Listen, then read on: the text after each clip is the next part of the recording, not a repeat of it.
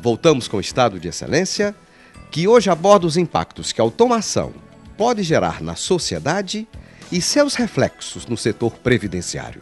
Nós vamos trazer aqui pontos importantes sob a ótica das indústrias, né, a defesa dos interesses da indústria, a ótica de quem está à frente da Previdência Social no Brasil, a ótica do Poder Judiciário, o ponto de vista dos trabalhadores. Vamos trazer uma visão aqui que de alguma forma ela converge num aspecto, né?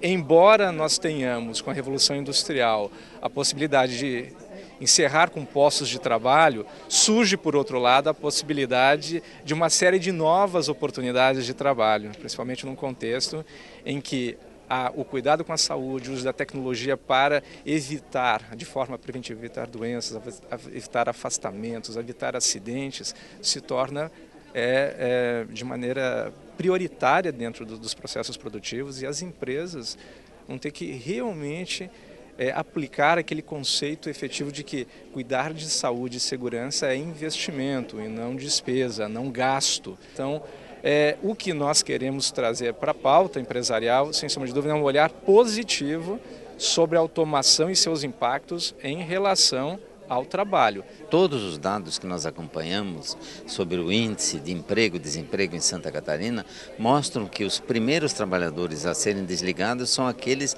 de mais baixo nível de escolaridade e são os últimos a serem readmitidos. Portanto, nós temos que melhorar a qualificação do nosso trabalhador. A saúde, de fato, é um investimento. O retorno que se tem é o dobro do que se despende na prevenção da saúde. E nós consideramos que o trabalho é um meio de cura e não de doença. Portanto, nós temos que dar boas condições ao trabalhador para exercer plenamente as suas capacidades e com melhores condições de vida cada vez mais. Isaías Otaviano, da Federação dos Trabalhadores nas Indústrias da Construção e do Mobiliário, avalia como positivo o processo de automação industrial. A avaliação que a gente faz é uma avaliação positiva essa questão da automação, porque a questão do trabalho no Brasil ela tem que evoluir. E se evolui através de modernização, e a questão da automação vem para modernizar o trabalho, de modo geral.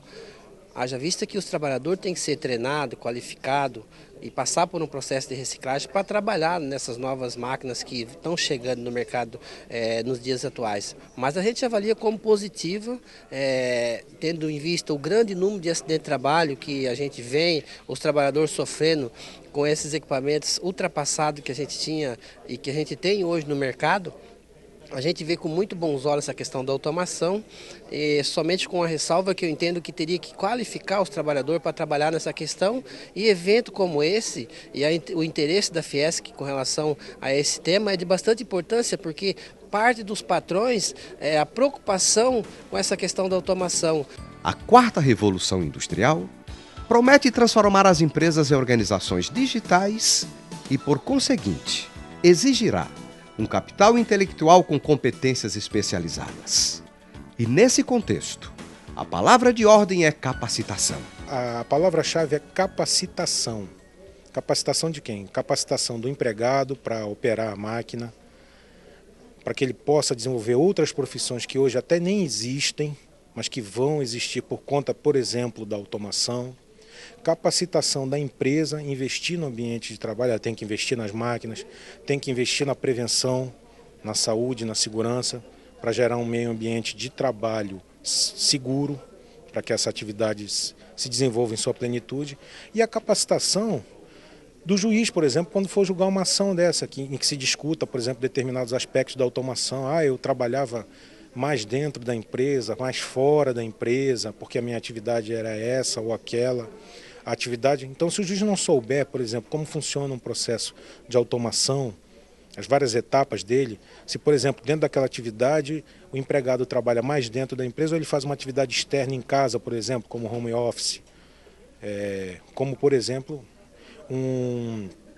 uma supervisão de um processo eletrônico, que pode ser remoto, como se diz no jargão da área, ou seja, você não precisa estar exatamente no local onde está acontecendo a atividade, você pode estar até em casa, mas você vai fazer a supervisão desse processo econômico. Isso aí é um conhecimento novo, inclusive para o juiz, por exemplo, do trabalho. Ele precisa se qualificar, saber que aquele, através de leituras, de conhecimento, saber que aquele processo econômico tem essa ou aquela característica para poder, por exemplo, dirimir um conflito, julgar uma questão relacionada a isso. E nesse ponto a reforma trabalhista foi muito boa, porque ela criou novas formas de trabalho, como o trabalho intermitente, tá? O trabalho a tempo parcial já existia, agora foi aprimorado. Essas novas formas de trabalho elas vieram, ainda que parcialmente, suprir exatamente isso que você me pergunta, que é o quê? Como é que nós vamos analisar essa questão? Vamos analisar com base na CLT, naquela regra mais rígida, ou tem espaço para analisar? Temos espaço para analisar de acordo com esses novos parâmetros da lei.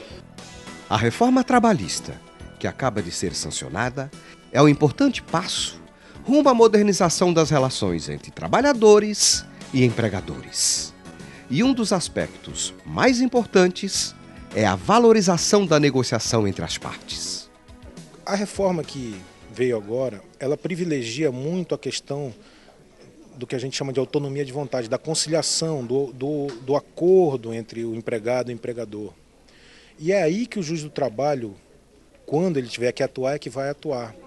Porque aí ela permite que a gente analise, por exemplo, uma atividade como essa que eu te dei no exemplo anterior, de automação, em que você vai trabalhar uma parte em casa e outra fora, você vai poder analisar exatamente isso. Se você fosse aplicar a legislação antiga pura e simples, é o que? Não. Trabalhou, se você tiver que, vamos supor que você tenha que trabalhar vinculado a uma empresa do Japão, que tem um fuso horário de 12 horas ou 13 horas diferente do nosso. Você vai ter que trabalhar de madrugada no nosso horário aqui. Com a reforma trabalhista, isso aí vai poder ser analisado de uma outra forma. Essa jornada vai ser considerada como, por exemplo, um trabalho intermitente, alguma coisa assim. Nós que julgamos os processos que envolvem esse tipo de questão, nós vamos ter que ter uma nova visão disso, vamos ter que estudar determinadas matérias, vamos ter que ter mais conhecimento a respeito de processos até industriais da automação, que são na área de engenharia, principalmente, não é a área do direito, mas nós vamos ter que ter esse conhecimento, e já estamos, eu pessoalmente já estou estudando isso. Por quê? Porque nós precisamos nos capacitar.